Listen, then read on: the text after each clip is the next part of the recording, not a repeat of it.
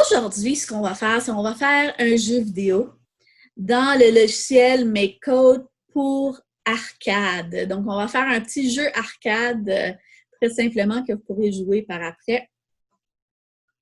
Donc, pour me rejoindre, vous faites arcade.makecode.com. Je vais le mettre dans le chat, dans la conversation. Donc là, je vais aller à New Project, nouveau projet. Je vais lui donner un nom.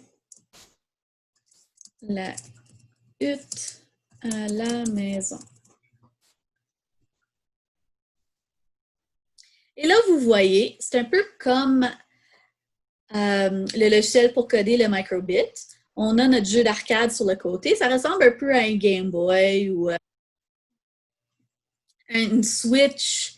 Donc, on a les contrôles de direction, on a un menu, on a repartir, puis on a des boutons A et B. Donc, nous autres, on va créer un jeu où ce que notre personnage doit manger autant de bouffe qu'il peut dans un temps limité. Donc, ça fonctionne avec des blocs comme Microbit, comme Scratch. Mais nos options sont un peu différentes. Donc, on a l'option Sprite, ça c'est pour nos personnages, nos ennemis, nos objets. On a Controller, ça c'est pour nos boutons. On a Game, donc on a des options de jeu. On a de la musique. On a de la scène, donc ça c'est l'arrière-plan. On a de l'info, donc là on a les vies, le score, des choses comme ça. Les loops, ça c'est un peu comme dans le microbit, donc ça c'est les choses qu'on refait souvent. Logique, on ne va pas l'utiliser aujourd'hui. Et on a mathématiques, c'est là qu'on trouve des choses comme, par exemple, les chiffres au hasard qu'on avait utilisés dans notre machine pour le tirage. Est-ce que ça va vraiment faire un jeu? Oui. Et très facilement, vous allez voir, vous allez être capable de faire toutes sortes de jeux. Donc, on va commencer avec notre arrière-scène. Donc, le bloc qui est là par défaut en start, ça veut dire quand le jeu commence. Donc, quand le jeu commence, on va mettre notre scène. Donc, on pourrait mettre la couleur à, disons, bleu ciel. Donc là, il va mettre l'arrière-plan à bleu ciel. Mais je pourrais aussi mettre une image au lieu de juste une couleur. Si je clique là-dessus, là, je peux dessiner une image. Ou je pourrais en choisir une dans la galerie. Donc là, il en a deux de base. Donc, je vais choisir lui et je vais cliquer sur Done. Et vous voyez, automatiquement, l'arrière-plan change. OK, première étape. Après ça, on a besoin d'un personnage. Donc, les personnages, on va les trouver dans Sprite. Comment je suis allée dans la galerie? OK. Quand j'ai fait mon arrière-plan, donc Set Background Image 2, j'ai cliqué sur ce carré-là. Et en haut, il y a Editor et Galerie. Est-ce que tu les vois? J'ai cliqué sur Galerie, puis là, ça m'a donné les options. Donc, la prochaine chose, c'est notre personnage. On va aller dans Sprites, puis on voit le premier ici, c'est Set My Sprite. Donc, on va prendre celui-là, puis on va le mettre en dessous de notre arrière-plan, notre background. OK, donc, on va choisir notre personnage de la même façon qu'on a choisi l'arrière-plan. Donc, on peut en dessiner un. Ou on peut aller dans la galerie, puis là, il y a beaucoup plus d'options. Et je peux choisir quelque chose. Moi, qu'est-ce que je veux?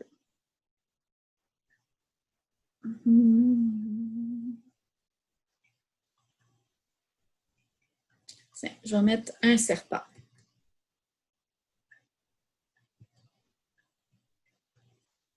Et là, j'ai mon serpent qui, par défaut, commence au milieu. Mais je peux décider que je veux qu'il commence quelque part d'autre avec le bouton Set My Sprite ici, avec la position. Donc, on se rappelle, comme dans Scratch, c'est cartésien, donc je pourrais changer les X. Regarde, il va nous montrer où est-ce que ça va placer. Donc, disons, je le veux au milieu, quelque part. Tiens, je veux commencer là. Je peux ajuster mes chiffres pour qu'il commence plus au milieu. Et la dernière chose ici, on voit Player. Donc, je peux cliquer là-dessus. Il y a plusieurs options. Player, c'est le joueur. C'est ça qu'on veut. Donc, je vais laisser ça là. OK. Donc là, on a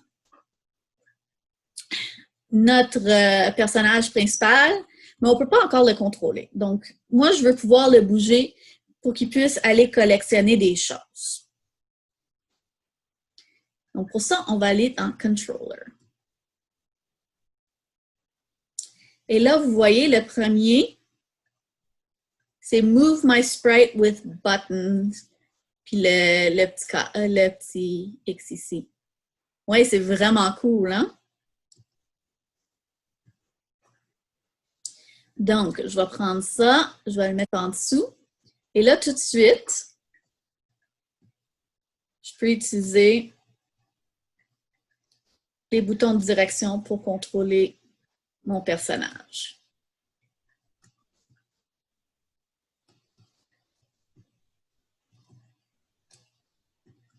Pas pire, pas pire. OK. Mais j'avais dit que je voulais bouffer des choses. Je veux collectionner des choses. Donc, j'ai besoin d'un objet à collectionner. Ça aussi, ça va être dans les sprites. Donc, je vais reprendre ce bloc-là, cette sprite. Mais cette fois-ci,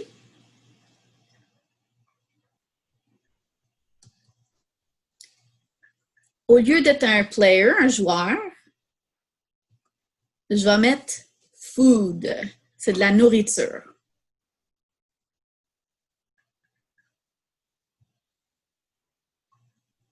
Est-ce que ça va jusqu'à là? Donc, je vais cliquer ici encore pour choisir qu'est-ce que mon serpent va manger. Je pense que je veux que mon serpent mange des pommes. Vous êtes trop jeune pour le savoir, mais quand j'étais enfant, il y avait un jeu où ce que des serpents, il fallait qu'ils mangent des pommes. Donc, ça s'appelait tout simplement Snake. OK, donc là, on a les pommes, mais je touche à la pomme puis rien arrive.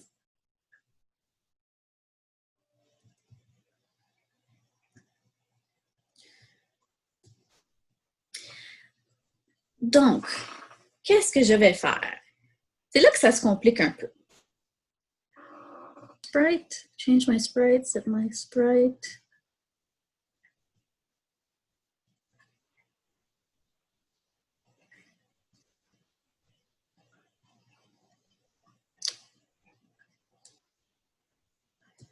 Ah, voilà. C'était en bas de sprite, dans les overlaps. Donc là, j'ai un bloc C, donc on peut mettre des choses dedans. Puis là, ça dit, si un sprite joueur, comme mon serpent, player, et par-dessus un autre sprite de genre, OK, ma pomme, c'est la nourriture, food, qu'est-ce qui va arriver? Donc, qu'est-ce que je veux qu'il arrive? C'est que j'ai un point. Donc, change score by 1. Puis là, je suis par-dessus, j'ai des points à l'infini. C'est un peu trop facile, mon jeu. Donc, j'ai besoin d'une autre chose. Ça va changer le score par 1. Mais après ça, ma pomme va se déplacer pour que je doive la suivre.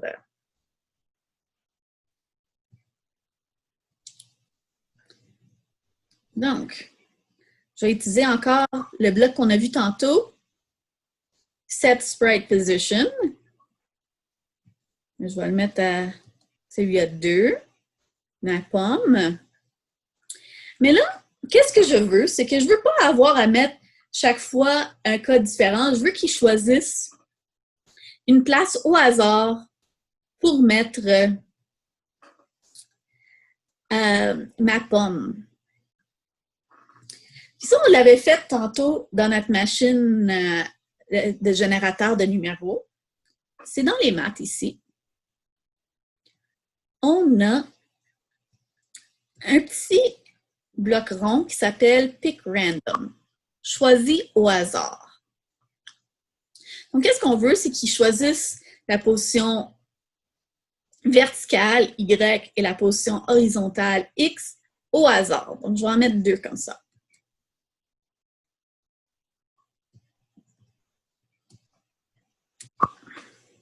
Et là,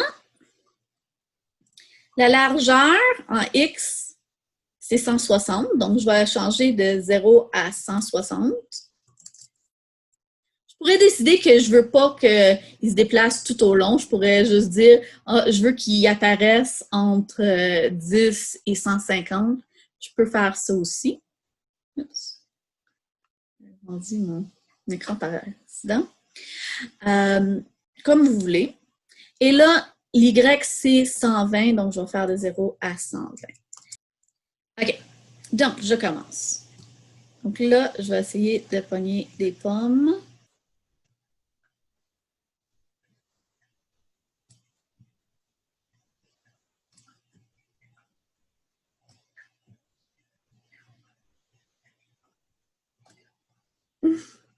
Pas pire.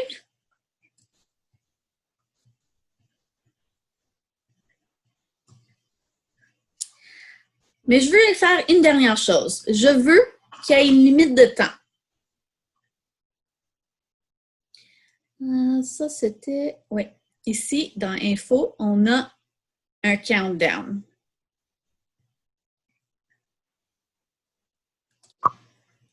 Donc là, j'ai 10 secondes pour aller chercher des pommes. Il faut que j'aille en chercher autant que possible en 10 secondes.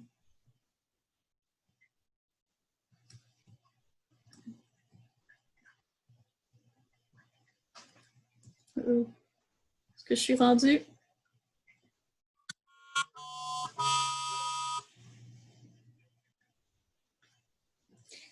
Et là, j'ai fin de jeu et ça me dit mon score. Pas pire, hein? Qu'est-ce qu'on peut faire? Il nous reste quelques minutes, donc qu'est-ce qu'on pourrait faire pour finir? Peut-être mettre un peu de musique à notre jeu? Non, mon nom, c'est pas Grande Bibliothèque, mon nom, c'est Jennifer. C'est le compte de la Grande Bibliothèque, c'est pour ça que c'est écrit ça. Mais je pourrais changer mon nom si je voulais. Regardez.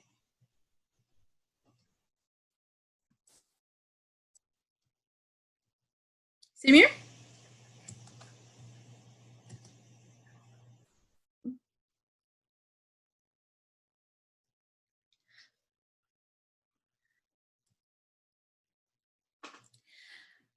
OK. Donc, on va ajouter de la musique à notre jeu.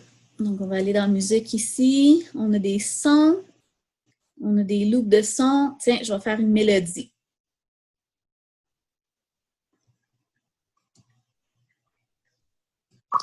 Puis ça, je vais le mettre en start.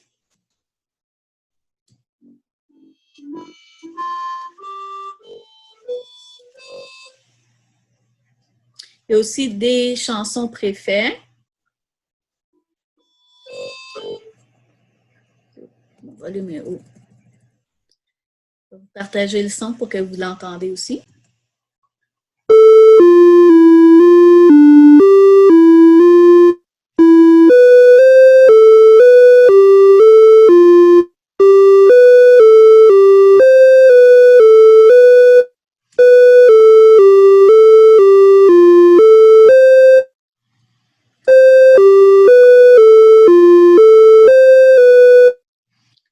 Prendre lui. Comme je dis, vous pouvez faire votre propre chanson si vous voulez. Et là, si je joue...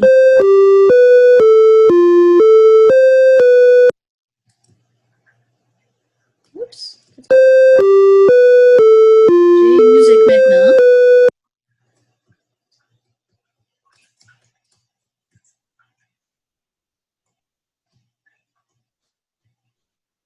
Il joue juste une fois. Qu'est-ce que je pourrais faire pour qu'il joue plus qu'une fois? OK, t'aimes pas la musique, je vais l'arrêter. Je voulais juste que vous voyez, mais tiens, j'ai arrêté le partage de son. Mais si je voulais que la musique se répète, je pourrais faire un répété ici. Ou je pourrais faire, tiens, je vais essayer ça. While true. Je vais essayer de voir si j'ai un...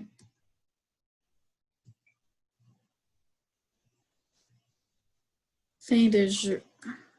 Game.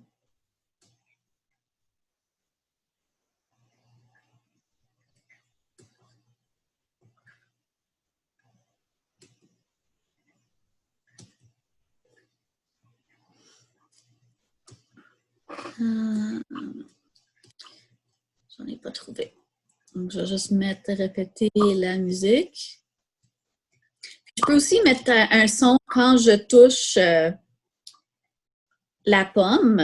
Donc, je pourrais dire quand je touche la pomme, ça augmente le score. Je bouge mon sprite et je fais un son budding. Puis là, il va faire le son chaque fois que je touche à ma pomme.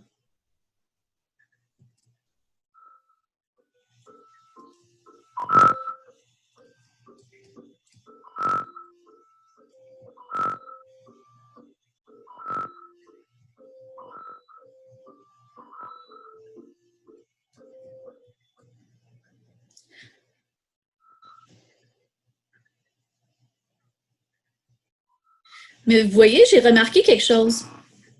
Mon jeu, il ne dure pas 10 secondes. J'ai 10 secondes entre chaque pomme.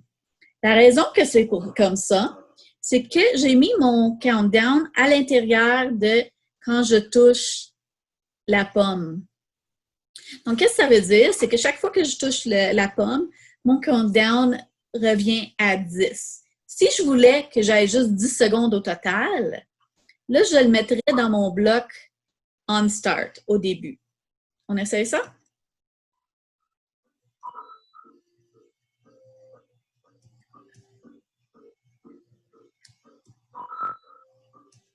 Là, je devrais juste avoir 10 secondes.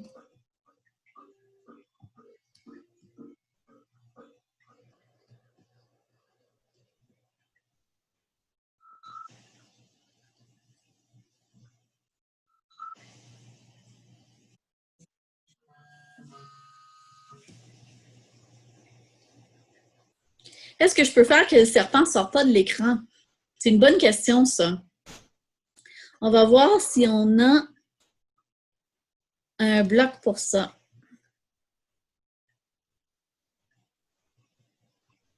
Ah, voilà, regarde. On a un bloc ici qui s'appelle, c'est dans Sprites, dans les effets. Et ça s'appelle Set Sprite Stay in Screen. Puis je vais l'allumer. Puis là, il devrait rester dans l'écran.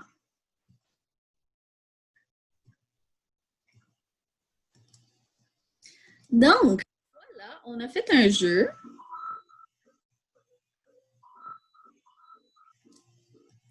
Qu'en pensez-vous? Est-ce que vous allez en faire vous-même puis les jouer? Les faire jouer à vos frères et sœurs?